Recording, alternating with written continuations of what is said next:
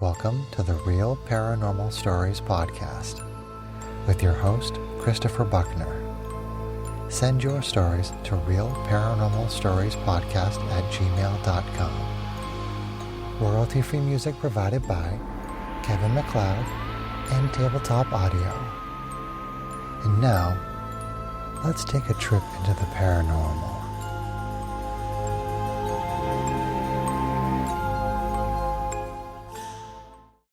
This story comes from Reddit user MacaronUnlucky5732. And this is their story. Okay, so this is a true event that happened to me when I was a kid. I was about 9 years old at the time. So I was home alone one night. My mom took my older sister to dance and she liked to stay there and chat with the other moms. No big deal. My mom was honestly a 7-minute drive away from me, and my great uncle is my neighbor. I've been home alone plenty of times as a kid, but this night was different. Okay, off to the story. I was sitting in the kitchen area doing vocabulary homework and studying because I had a test the next day. All of a sudden, I heard high-heel footsteps upstairs above the living room. My mom's room is above, and all the bedrooms have wooden floors and walls are thin. At first, I thought my mom came back, and I was confused because I didn't hear her come back. I quietly walked across the house to get to the stairs, and I crawled my way up slowly because there could have been a chance that wasn't my mom. Once I got to the top, I slowly peeked my head only to find silence and darkness within all the rooms upstairs. I was fucking alone. My eyes widened, the hairs on my back raised, and I immediately zoomed down the stairs as fast as I could. I ran to the kitchen and grabbed the house phone and dialed my mom's cell. The moment she answered, I immediately started crying, telling her the whole story. My mom told me to ignore it, that it was probably mice in the walls. To give a little backstory, my mom is like those typical parents in horror films that think the child has a wild imagination, or chooses to ignore it to not creep the child out even more and tell them what they're experiencing is nothing. The footsteps happened again, and I remember trying really hard to pay attention to it because I wanted to make sure I wasn't crazy and overthinking it. The footsteps were so familiar. Sounded just like my mom's footsteps. Walking across the room and taking sudden pauses and walking again and again. Sounded like someone was in a rush to get ready. Just like how my mom sounds when she would get ready to go out. I was terrified, but I had no other choice but to listen. This wasn't even the worst part. I was sitting on the couch studying when all of a sudden I hear my dog on the other side of the wall making a snoring, choking noise. To give a little context, behind the TV wall is the formal living room and the ceiling is very high there, so that area of the home echoes.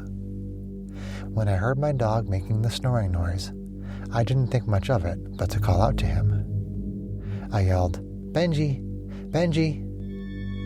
I found it kind of strange he didn't come to me.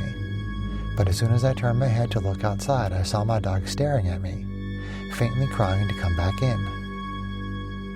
That noise on the other side of that wall was not my dog.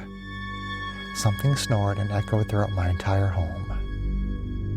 When I tell you my soul dropped, it dropped. At this point, I did what any sane, logical child would do. I put on SpongeBob on max volume. And that is their story. This story comes from Reddit user AutumnRainfall1432. And this is their story. I saw a ghost at my sister's pool party.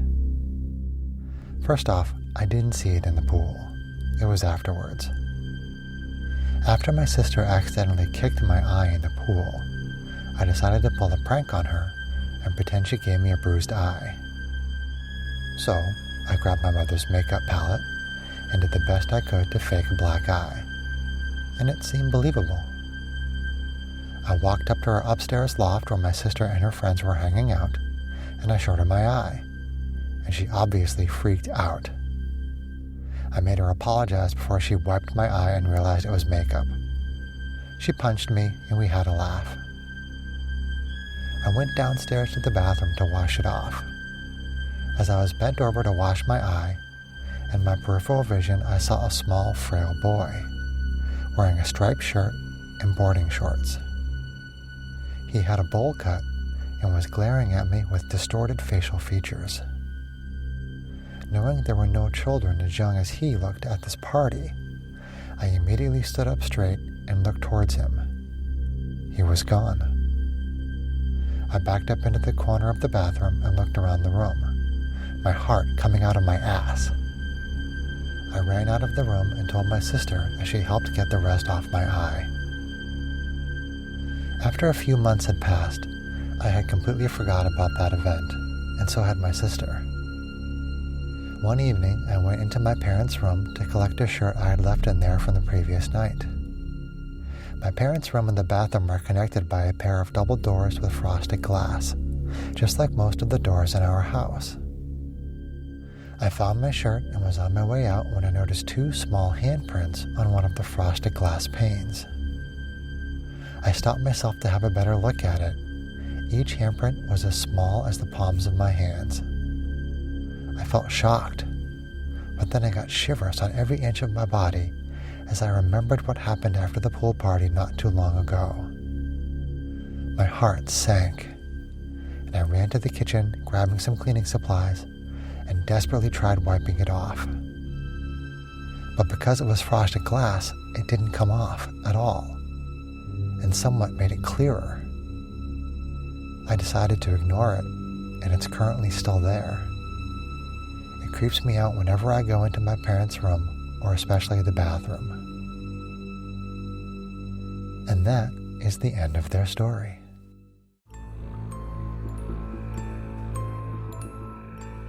That's all for this episode of the Real Paranormal Stories podcast. If you liked what you heard, please leave us a review anywhere this podcast can be found.